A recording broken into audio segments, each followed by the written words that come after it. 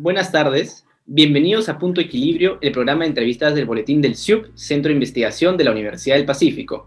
Mi nombre es José Ignacio Cabrejos Portocarrero y hoy estamos conversando con Marco Ortiz, investigador CIUP y profesor de la Facultad de Economía y Finanzas de la Universidad del Pacífico. Bienvenido, Marco. Gracias, José Ignacio. ¿Qué tal? ¿Cómo estás? Encantado de estar aquí para responder las preguntas que deseen. Muchas gracias. Y vamos a conversar justamente sobre vaivenes electorales y estabilidad económica, ¿no? Y justamente en ese sentido, Marco, quisiera hacerte la primera pregunta, ¿no? La economía peruana y mundial se han visto afectadas por la pandemia del COVID-19, como todos sabemos, ¿no? Sin duda alguna, los efectos, pues, de un shock interno producido por una cuarentena obligatoria, subsecuente caída del empleo, caída de la demanda y también externa que afectaron nuestras exportaciones, ¿no? Han tenido efectos muy perniciosos sobre la economía. A más de un año de iniciar la pandemia, ¿cuál es el balance de la economía peruana al día de hoy? ¿Estamos nuevamente retomando el rumbo o todavía?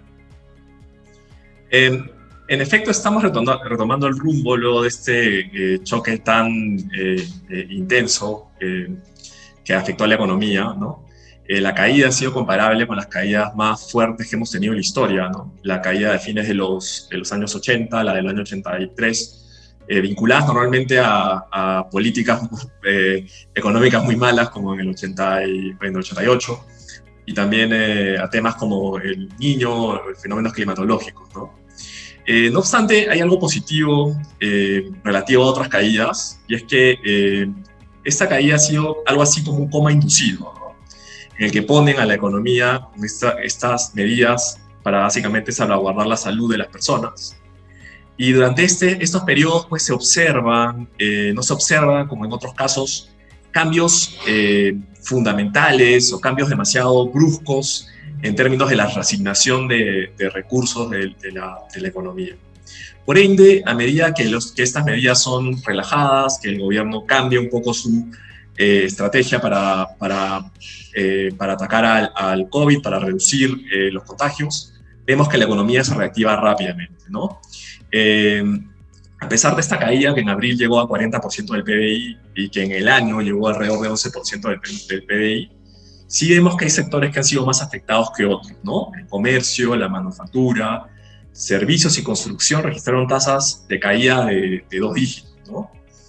Y para este año se espera, pues, obviamente, con los matices de las elecciones y de lo que nos depara el porvenir, una recuperación, un rebote bastante significativo del orden del 10%, ¿no? Algo que es importante mencionar es que este choque obviamente ha evidenciado falencias en muchas otras dimensiones, ¿no? En el tema de salud, las desigualdades en educación, ¿no? Cuando hemos tratado de reemplazar ¿no? La educación presencial por educación remota, obviamente se han notado esas desigualdades también. El tema de género, ¿no? Que ha sido también muy importante, incluso en el empleo se nota que la caída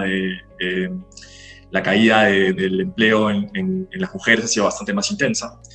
Y obviamente si buscamos recuperarnos o volver a la senda de crecimiento que se observa ya, ¿no? En términos de niveles, para cierre del año estábamos ya en los niveles similares a los niveles prepandemia. Febrero ha sido un mes un poquito negativo, con una caída del 4.7% año a año, porque nuevamente se pusieron algunas medidas ante la aparición de nuevas variantes. Entonces, en realidad vamos a estar así, José Ignacio, vamos a estar entre ¿no? lo que esté ocurriendo a nivel de la epidemia, de la pandemia, mejor dicho, y lo que esté ocurriendo en términos de las restricciones que el gobierno imponga para de alguna forma paliarla, para de alguna forma evitar que estos contagios se propaguen de manera extrema, ¿no? Y que incluso pudo haber sido más extrema de la que observamos sin estas medidas, ¿no? Y Marco, como tú bien has mencionado, algunos sectores se han reactivado más rápidamente que otros, ¿no? Por ejemplo, la minería ha tenido un boom por un precio de los minerales bastante alto. Sin embargo, pues sectores como entretenimiento, gimnasios, restaurantes, ¿no? Que requieren además una gran cantidad de mano de obra, ¿no? Que emplean mucha gente, siguen parcialmente detenidos y algunos casi completamente detenidos, ¿no? Esto pues afecta al empleo y a la economía de miles de familias. ¿Cómo reactivar estos sectores en un escenario donde el COVID sigue circulando, ¿no? Todavía no lo hemos vencido. ¿Es posible lograrlo? Es una excelente pregunta y has dado en el clavo, porque en efecto, a pesar de que el PBI se ha recuperado rápidamente, el empleo no. Las cifras de empleo, que en Perú lamentablemente no son las mejores, todavía nos muestran que A nivel de la P ocupada, por ejemplo, en Lima, la caída sigue siendo superior al 21%. Y estas caídas de empleo obviamente se ven mucho más fuertes, ¿no? En justamente los sectores que mencionas, como los sectores de servicios, ¿no? Y ahí debemos de tener siempre en cuenta algo importante que a mí me gusta siempre recalcar, ¿no? Que la ciencia económica es esta ciencia que nos apoya en encontrar o en hallar aquella asignación, ¿no? Aquella, si se quiere,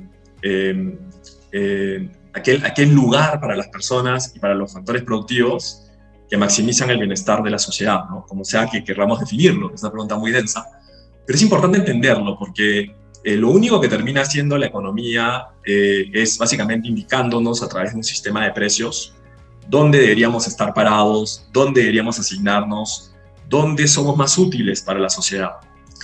Entonces, yendo a la pregunta, esos sectores que son intensivos en mano de obra, que tienen mucho contacto humano, que ahora acarrean un costo adicional por la probabilidad de propagar un virus con consecuencias letales, obviamente tienen un costo social adicional que debe de considerarse en términos de cómo deberíamos asignar la mano de obra, los empleos, y en qué sectores deberíamos estar trabajando los peruanos y las peruanas. Entonces, la respuesta es que,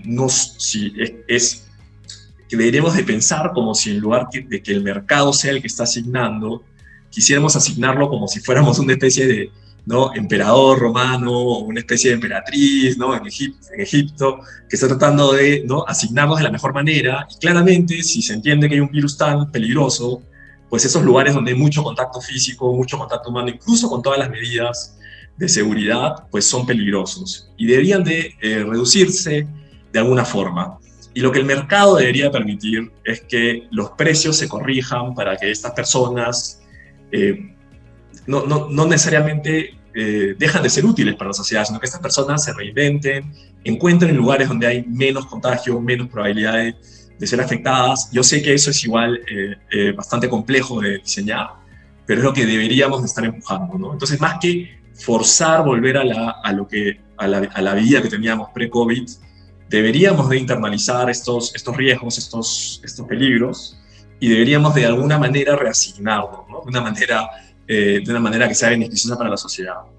Quizás aquí un pequeño detalle importante que también se ha reflejado en la pandemia es entender de que en términos, si nosotros nos pensamos, y la gente que sigue un poco economía entiende un poco esto, pero si nos pensamos como si fuéramos activos financieros, el hecho de que en nuestras sociedades nos especialicemos, ¿no?, por ejemplo, en un restaurante o en aviación comercial o turismo, en ciertos sectores, ¿no? Y estos sectores, por este tipo de golpes, este tipo de choques, sean particularmente afectados, nos dicen mucho de que estamos como algo mal diversificados, ¿no? O sea, es como que hay ciertos choques que deberían de alguna manera ser mejor absorbidos por la sociedad en su conjunto, pero el hecho de que estemos tan especializados y con tanta inversión en un capital humano nos vuelve vulnerables a estos choques, ¿no? Entonces, a pesar de que la caída que a nivel macro se observa de un 11% del PBI, o que sería algo similar a un 11% de los ingresos, sí hay familias que han sido mucho más afectadas que otras, y sectores mucho más afectados que otros. Entonces nos habla también de que debemos de pensar o repensar nuestra red de seguridad social, ¿no? Ya que somos una economía bastante más desarrollada que la que éramos hace 30 años, como un mecanismo que también sirva para contener esos riesgos, ¿no? Esos riesgos que son de alguna manera necesarios para el sistema económico en el que vivimos en nuestro país. Exacto. Y bueno, antes de continuar, Marco, quisiera recordarle al público que puede dejarnos sus preguntas en los comentarios, que nosotros se las vamos a trasladar a Marco al final de la entrevista. Marco, y como tú también has mencionado, un gran porcentaje de las familias peruanas se ha visto pues muy afectada por la crisis económica producto de la pandemia. Algunos mecanismos para solucionar este tema ideados desde el Poder Ejecutivo, ¿no?, fueron los bonos. Desde el Congreso también, pero de una manera más populista, ¿no?, se han aprobado leyes que facultan el retiro de la CTS, fondos de la AFP, aunque esto básicamente es para personas empleadas en el sector formal, no para la gran masa de peruanos que se ha visto afectada por la pandemia. ¿Estas medidas realmente benefician a las familias peruanas? ¿Cómo podría impactar a futuro, además, el retiro de las AFPs y de la CTS? Sí, yo cuando apenas comenzó la pandemia, tuvimos unas discusiones muy interesantes con un grupo de economistas. Y de la misma manera que a mí me gusta siempre pensar los mercados también como mercados de riesgos, o sea, mercados en los que uno de alguna manera trata de ¿no? Afrontar los riesgos o asegurarse contra choques, ¿no? De la misma manera que nosotros tenemos un seguro médico que nos protege contra la eventualidad de que nosotros tengamos alguna enfermedad, pues de la misma manera los mercados también operan para poder lograr algún tipo de seguros. Y un seguro muy importante, muy interesante en la economía, sobre todo en las finanzas, es asegurarnos a través del tiempo, ¿no? La idea es que si en algún momento de nuestras vidas tenemos un choque muy negativo, pero sabemos que ese choque es transitorio, deberíamos de ayudarnos de nuestros yos del pasado y de nuestros yos del futuro, ¿no? ¿Cómo se hace eso? Es un poco como magia. Pues si a uno le fue bien en el pasado, pues tuvo unos ahorritos. Entonces normalmente cuando le va mal en ese momento, pues se ayuda de ese yo del pasado y usa sus ahorros. De esa manera, si uno piensa que un choque es transitorio y en el futuro le va a ir mejor, pues se ayuda de su yo del futuro, le pide ayuda de ese yo del futuro y trae, ¿no?, esos recursos al presente. Bueno, eso implica, eso necesita de un mercado financiero que funcione muy bien, y los mercados financieros en el mundo, y particularmente en Perú también, son bastante, digamos, bastante famosos por sus problemas, ¿no? Y no es solo algo peruano, es que el mercado financiero es un mercado complejo porque requiere de mucha confianza. Y sabemos también que en Perú la confianza no es algo que nos caracterice, la confianza en el otro. En los rankings de confianza mundial salimos últimos. Entonces no es algo que sea fácil de implementar tampoco. Entonces, dentro de esa lógica, dentro de esa mentalidad, yo pensé que había tres tipos de personas, ¿no? Las personas que tenían ahorros, que podían hacer uso de ellos, o podían prestarse dinero porque estaban integradas al mercado financiero. Las personas que de alguna forma podrían haber estado integradas, pero estaban restringidas por estas medidas, como la de la CTS o la FP, que fuerza, ¿no?, ese prestarte del tu presente a tu futuro, ¿no? O sea, que fuerza ese ahorro. Y las personas que estaban totalmente afuera del sistema financiero, que no había manera de que consiguieran ni fondos del pasado ni fondos del futuro porque están básicamente fuera del sistema financiero. Entonces, para ellas había que diseñar planes, ¿no? Para obviamente la gente que no estaba afectada, no era necesario generar, ¿no?, un apoyo de esta naturaleza. La gente que estaba restringida por esta CTS y por esta FP, pues sí había que pensar en, de alguna manera, aligerarle la carga, ¿no? Suavizar su consumo, permitiéndole acceder a esos ahorros, a pesar de que eso implica, obviamente, de que en el futuro tendrán menos ahorros, pero la gente entiende eso. Y finalmente la gente que estaba fuera del sistema financiero, que sí requería para poder, ¿no?, aguantar un poco el golpe, que hay una ayuda, que fue básicamente la que se dio a través de los bonos. Se puede discutir si esta ayuda es suficiente, esta ayuda es o insuficiente. Yo creo que se puede haber hecho algo más, pero la tensión es compleja, porque de la misma manera que lo hacemos nosotros a nivel de familias, el gobierno hace lo mismo. El gobierno se endeuda, y recuerden este famoso bono que se lanzó durante el año 2020 a 101 años, ¿no? Es básicamente el gobierno pidiendo la ayuda a las generaciones futuras para ayudar a esta, ¿no?, que ha sido tan golpeada por esta crisis histórica, ¿no? Entonces, hay un punto en el que uno ya no puede hacer tanto eso, ¿no? Hay un punto en el que uno se endeuda tanto a nivel de gobierno que nada más queda una posible salida a través de cobrar mayores impuestos. Cobrar mayores impuestos en una reforma tributaria es costosísimo a nivel político, ¿no? Estamos viendo lo que está pasando en este momento con la lamentable represión que ha ocurrido en Colombia.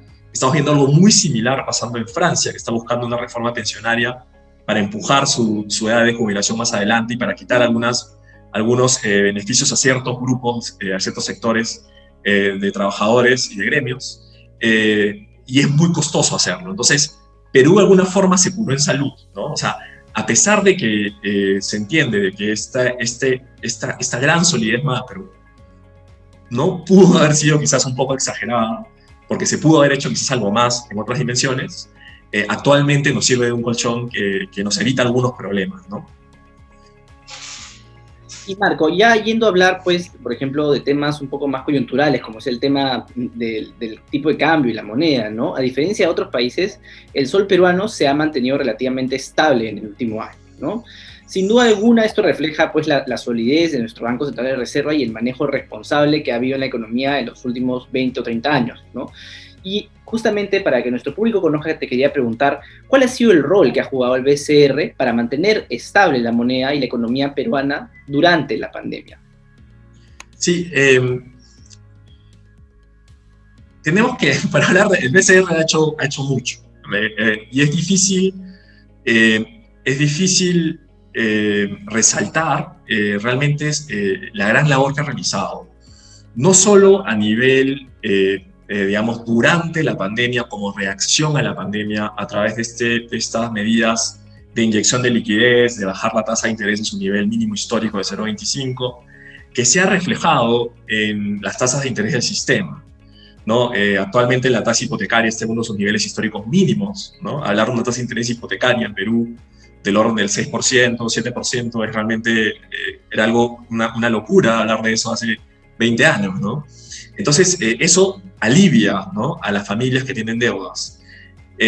También apoya al ciclo económico y al ciclo financiero, con una expansión del crédito que se ha logrado a través de este programa Reactiva, que desde mi perspectiva es un programa monetario más que fiscal, es un programa que ha permitido que el BCR dé confianza en los papeles de ciertas empresas en problemas y permita que estas empresas accedan al crédito para poder mantener la famosa cadena de pagos. Es importante mencionar además de que así el BCR no haya logrado llegar a todos los sectores de la economía, hay importantes efectos que sí terminan afectando a toda la economía en su conjunto, digamos, ¿no? El hecho de que cierren más empresas, de que haya más desempleo que el que hubiera habido sin estos créditos, el hecho de que más empresas cerraran, el precio de algunos activos financieros o incluso terrenos o el precio de las casas cayera ante una crisis de ese tipo, similar a la que se vivió a fines de los 90, hubiera sido todavía peor. Y en términos del manejo monetario mismo, el hecho de haber mantenido el valor de nuestra moneda en uno de los peores episodios económicos de la historia es algo notable, ¿no? Para ver una comparación, un país con una política monetaria nada responsable como lo que está pasando en Argentina ha tenido que sumar a todos estos problemas que ha traído la pandemia una inflación anualizada del 42%, ¿no? Entonces imaginen personas que incluso tenían ahorros en su moneda, que perdían el trabajo y tenían que enfrentar precios 40% superiores, tenido impactos mucho mayores en la pobreza, ¿no? No sin decir que hay una preocupación real por el incremento de la pobreza, por el incremento del desempleo que tiene todavía que atacarse. Relativo al tipo de cambio, sí, el BCR mantiene siempre esta política de intervención que ha permitido que el tipo de cambio de alguna manera se ajuste de manera suave durante el año 2020, ¿no? Pero podemos hablar de eso si hay alguna duda adicional sobre ese punto, ¿no? Sí, y las hay, ¿no? En las últimas semanas, justamente luego de la primera vuelta electoral, hemos visto cómo la moneda nacional se ha depreciado frente al dólar, ¿no? El valor del dólar frente al sol llegó a máximos históricos y nuevamente ahora ha bajado, ¿no? ¿A qué se debe esta situación y cómo podría afectar a todos los peruanos en el corto y mediano plazo? Sí, claro, claro, hay que entender varias ideas detrás, ¿no? El Banco Central normalmente interviene en los mercados cambiarios debido a que nuestras economías pequeñas y abiertas sufren de dos problemas, ¿no? El primero es algo que recién la literatura macro internacional está volviendo a entender, volviendo a reflexionar sobre el tema. Es algo que empuja, por ejemplo, la gente del Fondo Monetario, ¿no?, con Gita Yopinaf a la cabeza, que empuja esta idea de que en el mundo hay monedas dominantes y monedas, si se quiere, monedas débiles o monedas de países pequeños. Y que la mayor parte de las transacciones financieras, comerciales, ¿no?, contratos internacionales, de endeudamiento internacional, se fijan en las monedas dominantes. Esto genera que cuando Perú tenga que transar con el exterior, pues hay una entrada o una salida de dólares constante, ¿no? Entonces, en episodios en los que hay una fuerte entrada de dólares, producto de una mayor inversión en Perú. Perú se vuelve un país más atractivo para los extranjeros. El dólar tiende a perder valor, ¿no? Pero el tema, y es importante acá entenderlo, es que si bien ese efecto es importante y hace que el Banco Central trate de reaccionar a esas entradas y salidas de una forma muy inteligente, a través de comprar esos dólares cuando hay demasiados dólares y venderlos cuando hay muy pocos, que permite estabilizar justamente el precio del dólar durante el ciclo económico y acercarlo a un precio que se le conoce como un precio más fundamental. Entonces el BCR, en lugar de fijar un precio en el dólar, ¿no?, reflexiona sobre cuál debería de ser ese precio y trata de estar siempre cercano. Entonces, cuando hay un cambio fundamental, el BCR permite que el dólar se ajuste lentamente a ese cambio. Cuando hay un cambio no fundamental, el BCR a veces simplemente interviene para evitar que ese cambio se manifieste en el dólar. ¿Y por qué el dólar es tan importante? Porque el segundo elemento de juicio es entender de que el uso extensivo de los dólares como un país como el peruano hace que haya muchos descalces de monedas. ¿Qué son esos descalces de monedas? Esos descalces ocurren cuando las personas que ganan en soles toman deuda en otra moneda. Y eso es muy común, porque como mencioné antes, si un país pequeño y abierto necesita endeudarse, no puede ir afuera a un extranjero a pedirle soles, porque el extranjero no los tiene. Entonces, normalmente las deudas terminan siendo fijadas y pactadas en dólares, haciendo que, que alguien en Perú tenga que absorber la posición. Si esa posición se la deja a las empresas o a las familias, pues se queda una vulnerabilidad. El BCR desde el año 2013 está atacando fuertemente esta dolarización a través de un programa de incentivos para la banca, que básicamente hace que reduzcan esas exposiciones, que reduzcan esas malas coberturas cambiarias y permite de alguna manera que el tipo de cambio fluctúe un poco más. Entonces, eso es lo que básicamente hace el Banco Central. Pero finalmente, para entender el movimiento cambiario y no quedarnos solamente en este concepto de más dólares o menos dólares, hay algo bien importante que tenemos que conversar, y es que los economistas entendemos el concepto de demanda distinto a cómo se entiende por la gente de a pie. Y a veces eso causa confusión. Para los economistas, demanda es la voluntad de pagar por algo. Y esa voluntad de pagar por algo no necesariamente implica que sea pagado por algo. Para ponerlo en cristiano, ¿no? Si, por ejemplo, yo quiero vender un bolocho, mi carrito, no quiero vender mi carrito bolocho. Entonces la gente dice, bueno, te voy a pagar, no sé, $2.000, $2.500 por tu carro. Ya. Entonces hay una demanda, una voluntad de pagar. No necesariamente eso quiere decir que he vendido mi carro, solamente que hay una voluntad de pagar. Esa básicamente es la demanda que tenemos en la cabeza los economistas. Cuando decimos que la demanda aumenta, no necesariamente estamos diciendo de que se vendieron más bolochos, simplemente estamos diciendo que la gente tiene mayor voluntad a pagar. Entonces, si yo digo, este bolocho fue el bolocho en el que llevaron a Paolo Guerrero al colegio todos los días, ¿no? Entonces la gente ahora está dispuesta a pagar más por ese bolocho. No es que el bolocho ha cambiado, no es que el carro ha cambiado, es que hay una mayor voluntad a pagar por ello. Entonces, eso se manifiesta, creo que si la gente lo entendería muy bien, la gente que también sigue el fútbol, en las apuestas, ¿no? Cuando hay un partido importante en la selección peruana, uno ve las apuestas y cuánto paga Perú gana, cuánto paga Perú empata, cuánto paga Perú pierde. Y luego cuando se revela información, ¿no?, nueva, ¿no? O sea, por ejemplo, parece que se lesionó Paolo Guerrero, ¿no? Inmediatamente, ¿no?, cambian los precios. No quiere decir que hay más o menos de algo, simplemente que la información cambia los precios. Entonces, con todo esto voy a que las elecciones nos pintan un panorama con futuros bastante distintos a nivel económico, ¿no?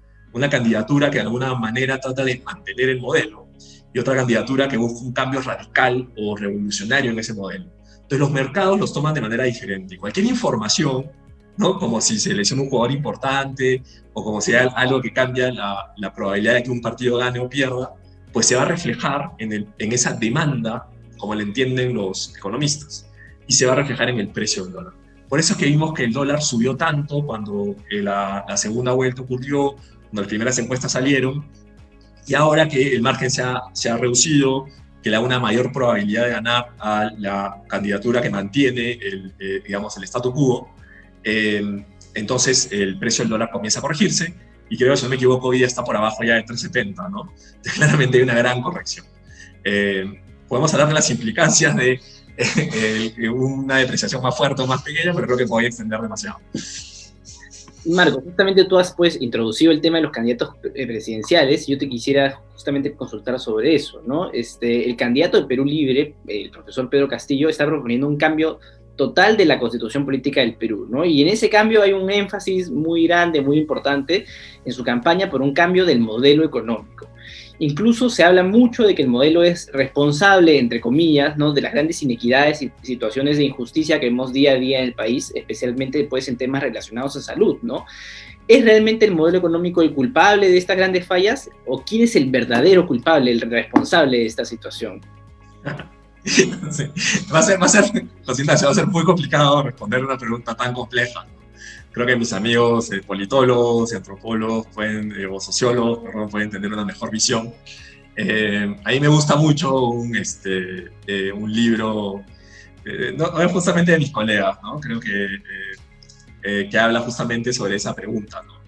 De quién es el culpable de estas cosas, ¿no? Es básicamente la frase de Zabalita en Conversaciones en la Catedral, ¿no? ¿En qué momento se jodió el Perú, ¿no? Es una pregunta muy política, muy cargada, ¿no?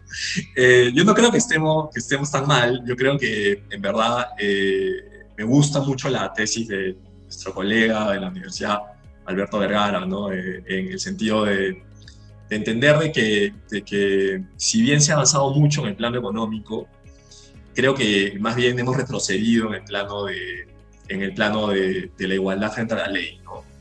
Hemos visto mucho progreso en Perú, pero aún, si le preguntas a las personas en Perú, seguro en una encuesta, algo como ¿está de acuerdo o en desacuerdo con esta frase, ¿no? Si uno tiene dinero va a la cárcel en Perú, probablemente la gente dirá que con dinero no vas a la cárcel. Entonces, hemos visto, como si fuera una especie de tren estrellándose en cámara lenta, una degradación institucional brutal, ¿no?, en Perú. No hemos visto el nivel al cual las instituciones que supuestamente están para proteger justamente a un peruano a otro peruano, para proteger justamente esos derechos fundamentales. Los hemos visto, ¿no?, comprarse y venderse como si fueran, ¿no?, gaseosas en la bodega, ¿no? Y lo hemos visto desde comienzos de los 90 hasta hoy. El libro de Quirós sobre la corrupción en el Perú habla de problemas que van mucho más atrás. Entonces, no puedo dejar de mencionar el tema de la institucionalidad, ¿no? Y el culpable de esa institucionalidad, bueno, es una pregunta muy ¿no?, profunda, ¿no? Porque esa pregunta es una pregunta que tratan de responder profesores como Douglas North o como Acemoglu Robinson, ¿no?, que tratan de hablar justamente de esa institución, ese marco que es una especie de costumbres y hábitos en el cual opera el mercado, ¿no? O sea, entender que el mercado no opera en un vacío, sino que opera en ese mundo, ¿no? En ese mundo que está marcado por tradiciones, por costumbres, por reglas hasta incluso morales, ¿no?, que de alguna manera reflejan lo que vemos en la sociedad. Entonces, yo no creo que, si hablamos de eso como el modelo, yo no creo que ese sea el modelo que está reflejado en la Constitución. Creo que ese modelo está reflejado básicamente en nuestras tradiciones y costumbres, ¿no? El machismo no está reflejado en la Constitución, ¿no? El racismo no está reflejado en la Constitución, ¿no? El hecho de que puedan encadenar a una señora durante un día en una comisaría de Puno no está enmarcado en la Constitución. Creo que básicamente el fetichismo de la Constitución, como algunos otros fetichismos que vemos en algunas candidaturas, son básicamente salidas fáciles, ¿no?, por no querer enfrentar los verdaderos problemas que los tenemos, ¿no? Pero no creo que esa salida sea la salida, ¿no? Culpar al modelo, que sea ese el modelo, no creo que sea la salida. Pero sí podría decir que es un modelo que le es cómodo, ¿no? Le es cómodo a algunas personas, ¿no? O sea, para no atacar ese problema de malos servicios públicos, el modelo siempre, este modelo económico nos ha permitido algo que es perfectamente, ¿no? Digamos, perfectamente moral y perfectamente, ¿no?, no válido, ¿no? Nos ha permitido escaparnos, ¿no? Entonces, si pensamos, José Ignacio, en cómo las personas de clase media o clase media alta se comportan, se escapan de todo. Se escapan de la salud pública, se escapan de la educación pública, se escapan de los espacios públicos, se escapan de la seguridad pública, se escapan de los espacios recreativos públicos, se escapan de absolutamente de la justicia pública, se escapan de todo lo público, Por eso nosotros evitamos ir al Poder Judicial, evitamos ir al espacio público a comprar, evitamos ir a divertirnos, evitamos y creamos todo privado, ¿no? Entonces, yo no diría que el modelo sea el responsable de esto, pero sí de alguna forma nos ha permitido como olvidarnos un poquito, ¿no?, de que ese problema está ahí en algunos sectores, mientras que otros segmentos han tenido que sufrir. Y sufrir los servicios públicos en Perú, por otra manera de ponerlo, es realmente es algo que nos debería avergonzar como sociedad, creo, en mi perspectiva. Entonces no creo que, nuevamente, no creo que sea un tema de cambiar la Constitución, cambiar 3 o 4, ¿no?, artículos, y el Perú se vuelve una maravilla y se vuelve un país escandinavo, todos progresando y todos felices y todos los derechos se cumplen, pero de alguna manera sí hay que salirnos un poquito de esa burbuja y reflexionar sobre lo que estamos viviendo, ¿no? Creo que eso sí es algo que tenemos que hacer. Y Marco, en estas segunda vueltas, pues nos encontramos frente a dos candidaturas presidenciales con grandes falencias, hay que decirlo, ambas, ¿no? En ambos lados, como dice el dicho, pues se cuecen habas. Sin embargo, si tenemos que mencionar que hay una diferencia notable entre ambas candidaturas, pues es el tema de la economía, ¿no? Las propuestas económicas de ambos candidatos. Y ya conocemos algunas de ambos lados, ¿no? Que han trascendido y han sido mencionadas en el debate que hubo en Chota, otras han trascendido en la prensa. ¿Qué propuestas de las que hayas escuchado de ambos candidatos ves como viables? Pocas, en verdad. Muy pocas. Y la verdad es que yo creo que bueno, claramente las propuestas, muchas de las propuestas de Castillo, trato de rescatar lo mínimo, ¿no? Pero hay bien poco que rescatar. Yo creo que lo único, digamos, porque hace algunas propuestas de manera bastante infantil, ¿no? Como elevar el presupuesto público en un sector u otro, cuando en verdad eso no importa, ¿no? Lo que importa es si la calidad de esa enseñanza es buena, si logra los objetivos que se propone, si la calidad de esa salud y el servicio que se atiende es bueno, porque se puede destinar muchísimo más recursos a cosas en ese sector que no tienen ninguna utilidad para el ciudadano y las personas que usan esos recursos. Pero bueno, eso es lo que... Y lo otro que se puede de alguna manera rescatar, ¿no? Porque hay varias propuestas trasnochadas, como controles de precios, como aumentos de impuestos que son realmente, ¿no?, imposibles de implementar, ¿no?, con algunas ideas de cómo financiar algunos programas que claramente no entiende, que no hacen bien la mate, ¿no?, que no suman los números.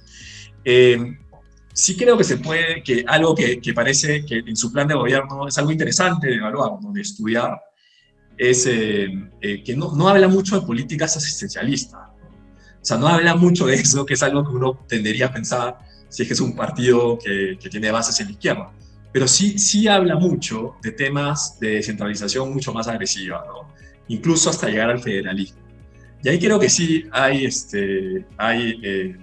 es una postura que puede resultar hasta válida en términos de permitir a cada región administrar sus recursos, con todos los errores que pueden cometer en el proceso, pero darle responsabilidad ciudadana clara a cada región. Me parece que es una propuesta que se puede pensar, pero lamentablemente el resto de propuestas sobre, ¿no?, intervenciones, direccionamiento del Estado, ¿no?, nacionalización, que no es esta cuestión, pero bueno, ese tipo de propuestas creo que realmente no comprenden que la reacción, ¿no?, de los ciudadanos, de las personas, ¿no?, ante ese tipo de propuestas va a ser una salida de capitales masiva, una caída de la inversión, básicamente un PBI y una actividad económica que va a reaccionar negativamente a ese tipo de propuestas. Entonces creo que ahí donde las cosas no están bien encarriladas, ¿no? O sea, pensar que se puede hacer un gasto fiscal tan costoso, creo que lo estimaban en alrededor de 17 puntos del PBI, ¿no?, adicionales a lo que se está gastando ya, no suena algo razonable. Y la única forma en que busca financiarlo es a través de, ¿no?, nacionalizar estas empresas y cobrarles más impuestos. Cuando la mate no da, ¿no?, simplemente no da. Desde el lado de Fujimori veo un poco lo mismo, ¿no? Obviamente a mucho menor escala, pero en este caso tiene algo más de sentido porque no se espera que el sector privado reaccione de la forma que reaccionaría ante las propuestas de Castillo. No se espera una contracción de la inversión, no se espera una incertidumbre muy fuerte que lleve a que se replanteen procesos, se posterguen inversiones de largo plazo. Entonces, claramente ese proyecto, a nivel económico al menos, es muchísimo más digerible, muchísimo más razonable, y a pesar de que hay algunas propuestas que no tienen mucho sentido, como ¿no? estos bonos a cada familiar, a cada persona que perdió un familiar por COVID, claramente ese costo fiscal, si se implementa, como se ha mencionado, sería demasiado elevado, ¿no? Pero igual, en un entorno en el que la economía es bollante, en el que el precio de los metales sube, en el que hay mucha más recaudación fiscal, sin esa salida de capitales o sin esa contracción del sector privado, pues suena más factible, ¿no? Pero como tú bien dices, ninguna de las dos opciones suena como la mejor, ¿no? Y Marco, para cerrar, antes de pasar las preguntas del público, que tenemos un par, ¿cómo afectaría un potencial gobierno de cada uno de estos dos candidatos, Pedro Castillo y Keiko Fujimori, a la economía del país? Creo que los dos nos pintan panoramas bastante turbulentos, ¿no? En términos de lo que puede pasar. Todo esto obviamente es de alguna manera predecir con la información que se tiene hoy día, ¿no? Pero claramente Castillo no parece alguien que va a respetar el orden institucional actual, y eso pues va a generar mucha incertidumbre. Para invertir, siempre uno trata de tener un poco de seguridad, ¿no? Dentro de toda la inseguridad que uno tiene en invertir su dinero, su capital, sus ahorros de su vida en un negocio, pues trata de tener algo de incertidumbre. Cuando hay tanta incertidumbre, no sé cuánto vas a cobrar de impuestos, no sé si me vas a expropiar o no, pero dice que nunca, que no sé si vas a cambiar las leyes del juego como se te plazca, a través de eliminar el Tribunal Constitucional, cerrar el Congreso. O sea, sin nada de esas garantías es muy difícil que alguien se lance a invertir. Entonces eso está bastante claro. Por el otro lado, y también si es que tenemos un escenario, si se quiere, de un Castillo controlado por el orden institucional peruano, si de alguna manera el orden institucional peruano aguanta, ¿no? Aguanta un Castillo, y, tendremos igual mucha turbulencia política, ¿no? Mucho ruido político. Y creo que si bien hay esta famosa frase, ¿no? De que parecería que ese ruido político no afecta a la economía, yo creo que sí la afecta. Y creo que una Fujimori que termine indultando a su padre, llevando a la gente a las calles, un Castillo que termine tratando de volarse algún organismo, alguna entidad ciudadana como la Defensoría del Pueblo, o que haga algún tipo de atropello a la Constitución, también puede llevar a la gente a las calles. Entonces eso claramente no ayuda a la economía del país. Pero eso es bastante claro, que si lo único que está uno viendo es la economía, pues el gobierno de Fujimori suena bastante más digerible dentro de todo lo que es, dentro de todas las cosas que uno quisiera que no fuera, ¿no? Que un gobierno de Castillo y de Perú Libre, ¿no? Exacto, ¿no? Como tú has dicho, y como también dice siempre el profesor Paroy, la incertidumbre es veneno para la economía, ¿no? Totalmente de acuerdo. Y bueno, tenemos un par de preguntas del público. Fabio nos ha preguntado, ¿qué nuevo rol debería tener el Banco Central de Reserva para que refleje un bienestar? ¿Debería seguir los objetivos que tiene la FED? Buena pregunta, Fabio. Yo creo que no. Yo creo que mientras menos roles le damos al Banco Central, mejor. Y se lo digo por un motivo, y esto es algo que puede sonar gracioso, pero la pregunta de Fabio es esta, ¿no? La FED tiene un doble rol en el sentido de reducir o mantener la actividad económica o el desempleo, ¿no? En un nivel, ¿no? razonable, y además la inflación, ¿no? Le llaman un mandato dual o un mandato doble. En el Perú, el Banco Central tiene un solo mandato, que es mantener esa estabilidad de precios, ¿no? Entonces mucha gente dice, deberíamos de darle ese mandato adicional del desempleo al Banco Central. Y lo que quiero explicar es que el BCR no es que por no tener el mandato no se preocupe del desempleo, ¿no? Y tampoco es que, tampoco debemos entender que el BCR tiene instrumentos para reducir el desempleo, porque si uno lo entiende bien, el principal instrumento que tiene el Banco Central para reducir el desempleo es hacer una política monetaria tal que la demanda agregada se expanda y que eso genere una mayor contratación. El problema es que si esa demanda, si ese margen de reducción del desempleo se da a través de una mayor inflación, ¿no? Que justamente ese margen que no queremos que el BCR pierda, ¿no? Al darle un segundo mandato, el BCR se distrae de la inflación y se concentra un poco más en el desempleo, pues lo que realmente va a estar pasando, o lo que realmente está pasando, es que lo que estás haciendo es diluir el salario de las personas. O sea, los salarios, y creo que nadie me va a dejar mentir, se mueven más lento que los precios, ¿no? O sea, mientras un precio se puede cambiar cada 3 meses o cada 6 meses o cada día, un salario en promedio, una gran proporción de los salarios se cambia una vez al año y esto. ¿No? Muchos se quedan ahí como que 2, 3, 4 años. Entonces, si los precios y la inflación se mueven, pues el salario real se diluye. Comprendan que las empresas cobran precios, ¿no? El P que está subiendo, y pagan salarios que están estancando, generándoles una ganancia, y con esa ganancia contratan más. Lo que realmente está haciendo el SR, si es que ese es su rol, sería reducir el desempleo, pero no de la forma que queremos que se reduzca, ¿no? Abaratando la mano de obra y el salario de las familias, sino que no lo está haciendo de la manera que queremos que se reduzca el desempleo, a través de un mercado laboral más eficiente, un mercado laboral que haga que las empresas y las vacantes tengan un mejor match con las personas que buscan trabajo, un mercado laboral más dinámico, un mercado laboral más seguro, un mercado laboral con mejor información. O sea, no deberíamos de darle ese rol al Banco Central, porque los problemas que tenemos en términos del mercado laboral en el Perú trascienden por mucho la política monetaria, si la política monetaria está en el lugar correcto o no. De acuerdo. Y finalmente, Jorge nos hace una pregunta muy actual, ¿no? ¿Qué rol pueden cumplir a futuro las criptomonedas en la volatilidad macro de los países emergentes y avanzados, dada la creciente tendencia de hogares y empresas por este nuevo tipo de assets, de activos, ¿no? Es una muy buena pregunta. Las criptomonedas en sí, yo soy alguien que no confía mucho en ellas.